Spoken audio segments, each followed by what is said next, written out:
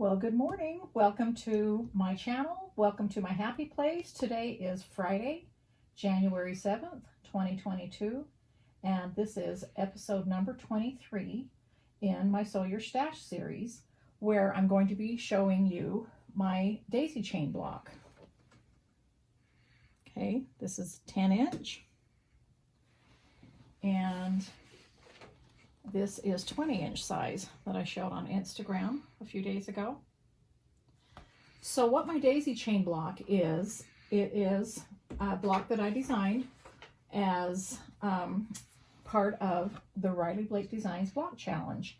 And so we did one last year. This is a new one this year. So of course this is the Riley Blake Designs Block Challenge 2022. And I kicked it off last week, January 4th, on Tuesday is when it started.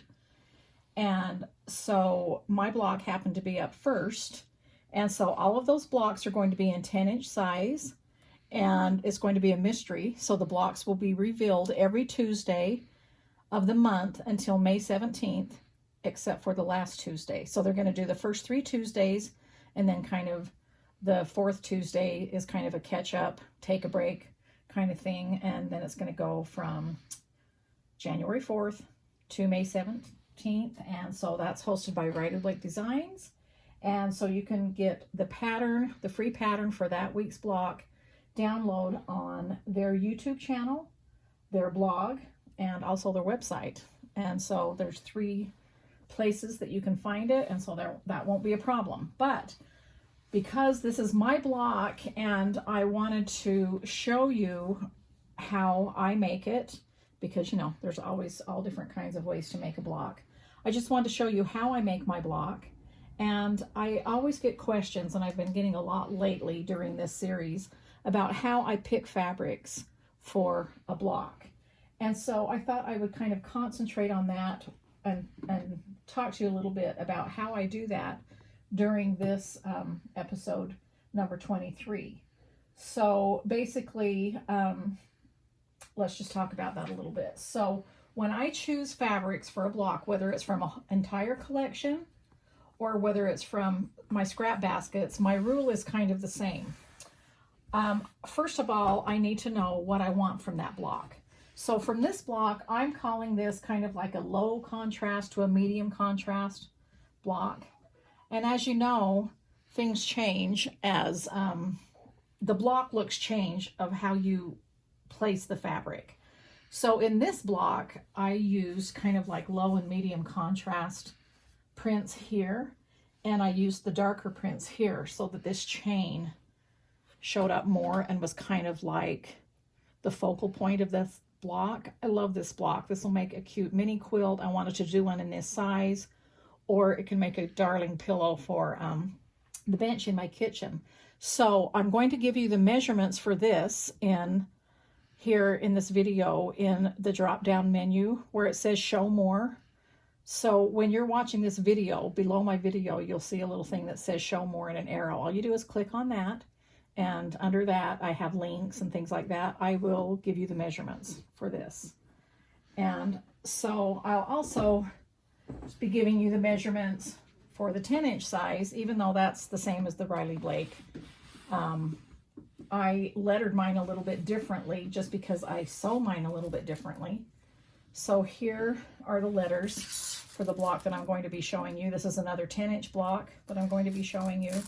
I have labeled it with my Sew Handy stickers with the letters, and so I will coincide, you know, the cutting instructions for the 10-inch and the 20-inch block in those letters, so you'll understand which piece is what. So let's talk just a little bit again about contrast. So back to this. I really love this block. I wanted the look of kind of understated and just have those florals and lighter colors play. So see how this is a very light color. This has a cloud background with just some floral on it. I wanted to do this, use these prints for this size of block, because if I did the 10-inch block size in those prints, I would totally lose those florals and only show a few of these little items. So I you know, I always think about if I'm doing larger pieces, then I'll usually use a larger scale. And on this block, because I was kind of feeling Valentine-y, so I thought, well, let's do something red and pink. I did it totally opposite, meaning I did the focal point with the reds. So see how in this block, how the chain shows up more. This one, the actual star points and things like that show up more, and the chain recedes to the back because I used a very strong color for the star points and used a lighter color for the chain. And this one I used a background, a little bit more printing on the background, and then just my B cross stitch X here. I often like to use two backgrounds in one block or one quilt that coordinate with each other. I really like that. So this block right here is out of my cookbook collection. So this is out of one, let me set that there, out of one collection. So this rule applies. So here's my cookbook collection that's just hitting shops now. Okay, here's all 42 pieces in the collection. And I brought this out to show you because this is kind of a good example on high and low contrast fabrics, because you can see in half of this basket I have the lighter prints, meaning they have a cloud background with all different colors on them, and then I have the more solid looking prints. And so in a quilt, so here's my sew along guide here's the quilt that we're doing with this fabric. And so what I've done is I wanted the chickens to really show up, and I wanted these fun prints to recede into the background a little bit and kind of surround these chickens and you know, frame them nicely, but not take away from them. And so all of the chickens from this point over are made with this fabric from this point over, and all of the little borders around the blocks and all of the blocks are from this fabric. And so that's what I mean by low and high contrast. I'm not talking about low volume fabric. I'm just talking about fabric that's lighter, or, you know, something like that, using the stronger prints like that. And then of course it helps that these chickens are on a background that's just cloud with kind of a little ditzy print on it. And so that's what I mean by contrast. But I purposely took this block and used several of these, and then just picked 3 of these right here, prints right here to so that it would contrast that way. Now when I was doing this block, I just pulled from my scrappy stash and from my prints. These are both from, this is a B background. This is from Vintage Happy 2. This is from my Farm Girl Vintage collection. This is from Modern Minis. This is from Flea Market. This is from Cookbook. Yeah, so it's just kind of all a mix from all of my fabrics. As you know, if you've followed my designs and things before, I really do like all of my fabrics to play nicely with each other, because that's what I sew with and that's what's in my stash. These are my happy colors, and I love that I can mix all different collections together. And so I think I will just put this big one out of the way here and use this as a guide for when we're sewing. Move my truck. And so what I did with this is, well, I'm letting the colors do the job of the contrast, meaning now I'm doing different colors for every element in here, meaning this is going to be the center. This is this red piece up here. This is this now. These squares are going to be the chain. These yellow pieces are going to be where all these red pieces are. And so that automatically contrasts because each color next to each other contrasts from each other. And so I let the colors do the job instead of the fabric doing the job. So that's just kind of what I look at when I'm doing a block. I just try not to, if I want a high contrast block, I just choose a really strong color and then pick a light color to go with it and just decide on the placement in the block what I want it to look like. And I really enjoy how a block looks completely different by how you place the fabric. And that's part of what makes quilting fun for me. And so, let's see, I hope I gave you enough information about the Riley Blake Designs Block Challenge. The hashtag for that is RBD Block Challenge. And, you know, you can see those posts on Instagram going on right now. And I will leave links accordingly also so that we know what's going on. All right, so enough about that. Let's get started on sewing this block. So what I'm going to do is, for this block, how I sew it is I'm going to sew these 4 sections at the same time. And then this is going to be one section. Okay, and they're all going to be the same. And then just leave the square alone in the center until it's time to sew them all together like a 9 patch. So the first thing that I'm going to do is take this stack of piece A, and I'm going to take B and C, all right, because those are going to be the 4 patches right here. So all I'm going to do is grab all 4 of these. I'm just going to sew one 4 patch using the 1/4 inch seam here. I'll just show you how I do one.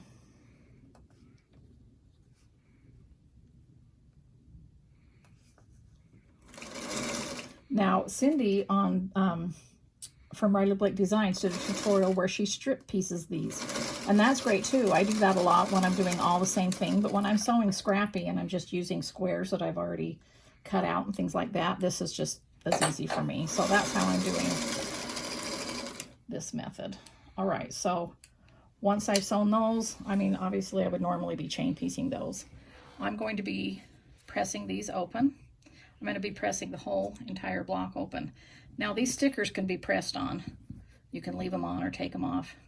They can be sewn over and pressed, and they're not going to leave a residue. So that makes it nice to kind of keep track of things. And then I usually just put one of these clappers from Riley Blake, either the small or the large, on there. And then I come back over here and I just flip it over this way and sew them together.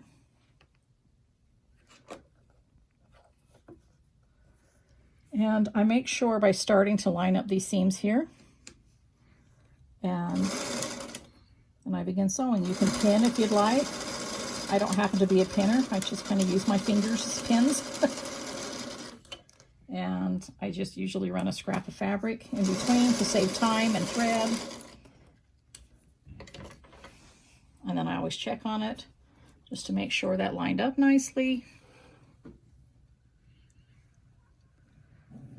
Then I come over here, press it.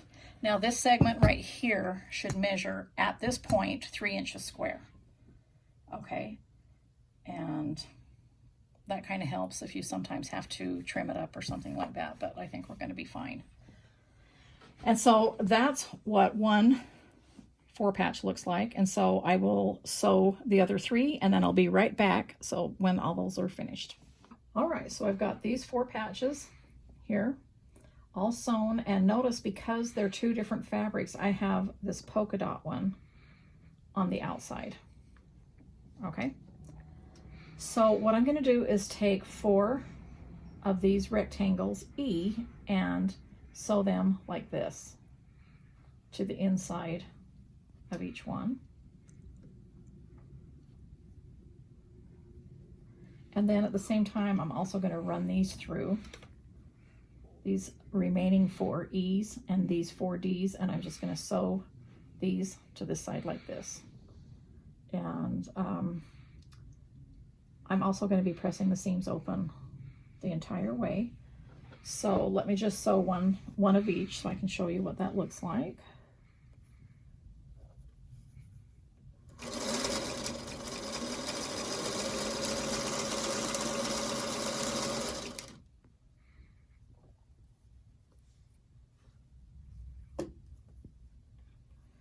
And by doing this, this is again what we're constructing right here, is this first corner.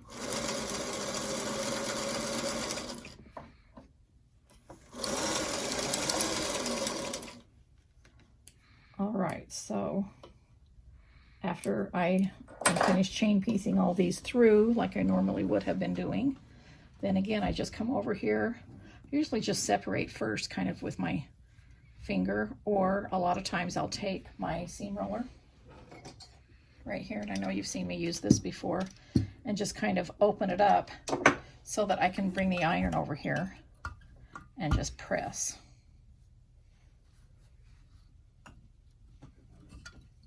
And put that on top of there. So I usually, you know, keep my seam roller over here at that point while I'm doing this, and so that I can kind of use both.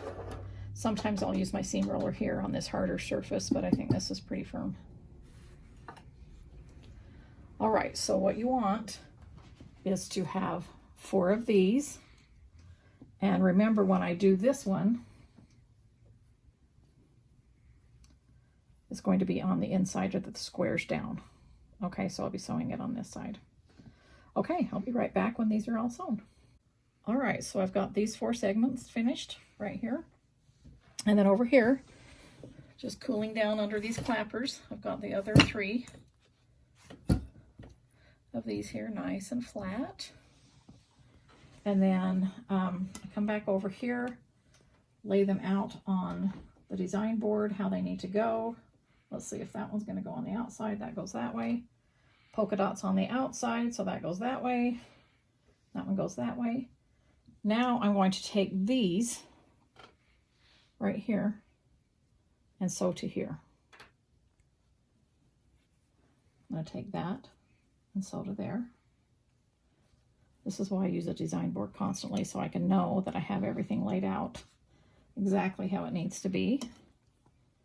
And then I'll take that and sew there. So let me just sew this one.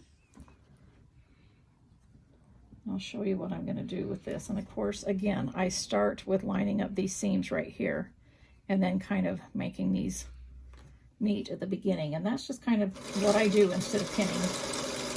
I just hold it into place and sew to the end.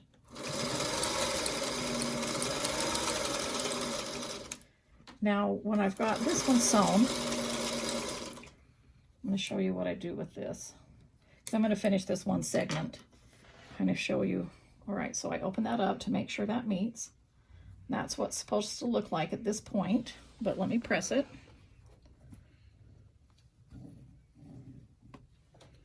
I'm going to roll that.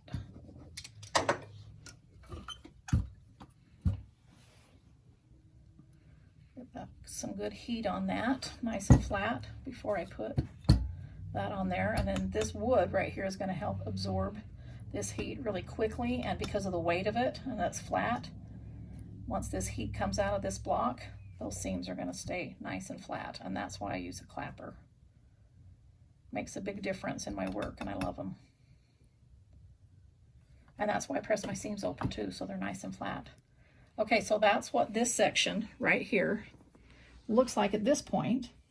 But now you can see there's easy corner triangles right here. So I'm going to take this stack right here, and I'm going to add an easy corner triangle on the corners of each yellow. And how I do that is I just line those up right there on those corners. And I start right in the corner, and I use this center line. See these 3 lines here on the guide? I use this center line to follow that corner all along that line, and that's how I do my easy corner triangles without having to mark with a pencil. And then I just do the other side real quick, and again, not on this corner, but on the yellow.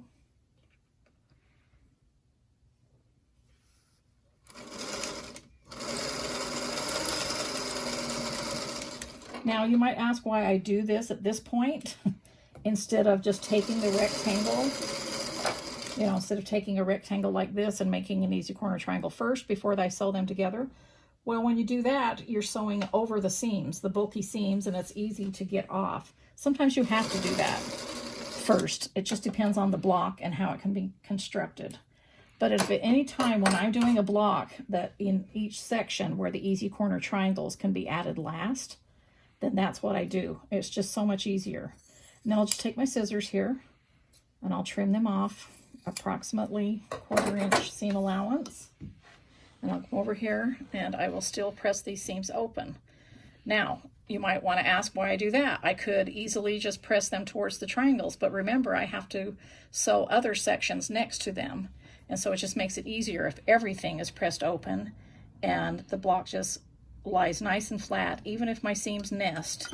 And I plan for that, meaning I've pressed the seams opposite ways so that they nest. It still makes for a bulkier block. And I've just, when I'm doing smaller patchwork like this, I always just like to press all seams open.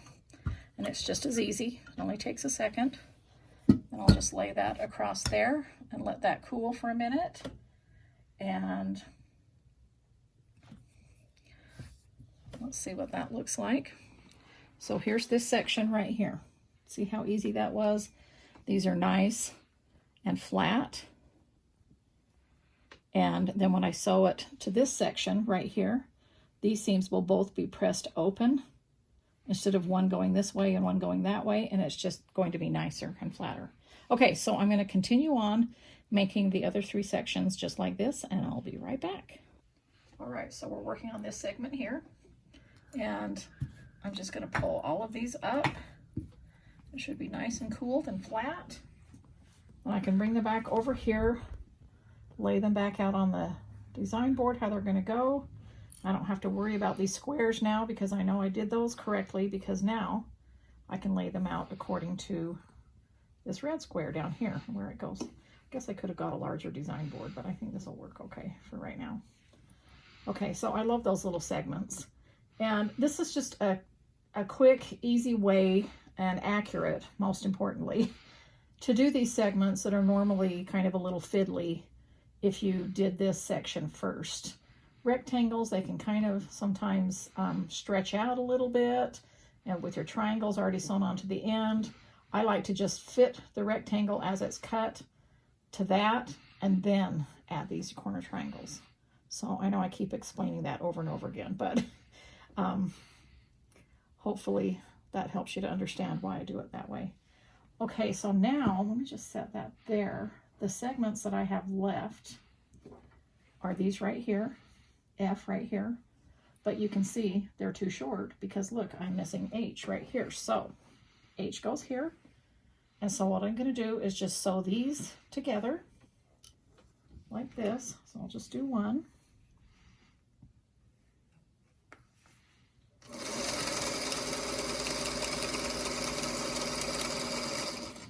And then after I run that through,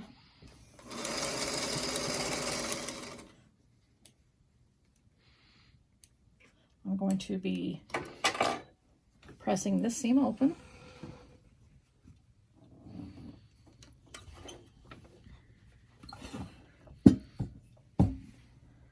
Letting that cool, and then you should have 8 remaining background squares because we're going to add the easy corner triangles onto this section. Let me grab this. So all I'm going to do is line these up from corner to corner. And again, using the center line here, I'm just going to start exactly in the corner and then follow that corner along that line. Now when you're doing this segment right here, before you can add the other side, you need to trim this side and come over and press it. I like to set the seams real quick. Press it open before you can add the other side because they do overlap each other at the seam. At the point of the seam is where they overlap. So I'll let that cool real quick. I don't know why this is heavy enough, but I always feel like I need to press on it. And at this point, we might as well just take those off. And then I can add the other side right here.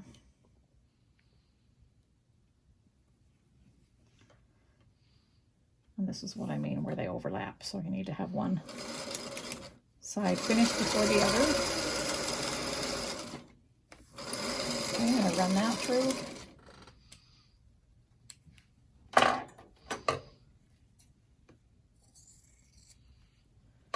Trim that off.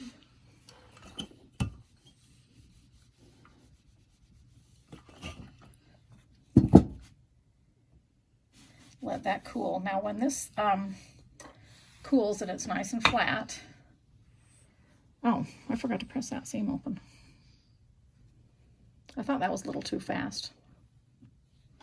This segment, when it's finished, should measure 3 inches wide and 4 1/4 inches tall.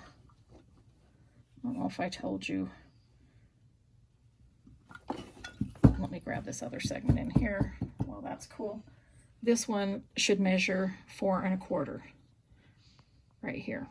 Okay, so the 4 patch should measure unfinished 3 inches, but now when it's sewn into your quilt, this little section right here will be 2 1/2. These are kind of odd numbers that we're working with right now, meaning odd, they end on a 1/4 inch instead of a 1/2 inch. So that this can be a 10-inch block finished. I kind of like this smaller size too. Okay, so now I've got this section and it's going to end up going here. Okay, and so now I'm going to finish these 3 segments and then I'll be right back and I can put the block together. All right, so here we have with these 4 segments ready to go. And now we can just lay it out like this. And we're going to sew it together like a 9 patch. I love this block. It has a lot going on in it, like a lot of choosing fabrics, you know, because there's a lot of different, like in this one, there's three different fabrics. In this one, there's 4. So it's kind of a lot. So I thought that that's why this block would be a perfect one to talk to you about value placement. And so I hope that kind of helped out in how I choose fabric. So how I'm going to sew this together is just these 3 together, these 3 together, these 3 together, and then sew those 3 rows together. And I'm going to be pressing all those seams open, and I'll be right back, show you the finished block. Okay, I just finished, and I think it's cool enough by now. So that's what the back of the block looks like, all pressed open. There's the front. Let's see, I finally brought in a bigger design board. Let's get this out here, get all the threads off. But I love how that block turned out. So, like I said, I call this daisy chain because these squares here form a chain. And when you sew blocks together like this with no sashing, or even a sashing with a square in between, it looks like you have alternate blocks of a chain. And that's pretty cool. And let's see, I love how I love the colorful one. I love that one. This one, I wanted to tell you what prints these were. I love how, so when I designed this, I did this little section so that you could do like another background so that could pop out kind of looking like a flower, which is why I called it daisy chain, because this is the daisy and that's the chain. But it gave me an opportunity to use this low volume print here with a lot of colors in. That's from my Stitch collection. This one's from my Stitch collection. This one's from Farm Girl Vintage. This one's from my Bee Basics. This is from Prim.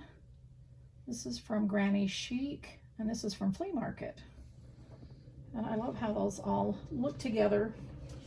Again, here's, I don't know if you can pull up the camera and show all 3 of these at the same time.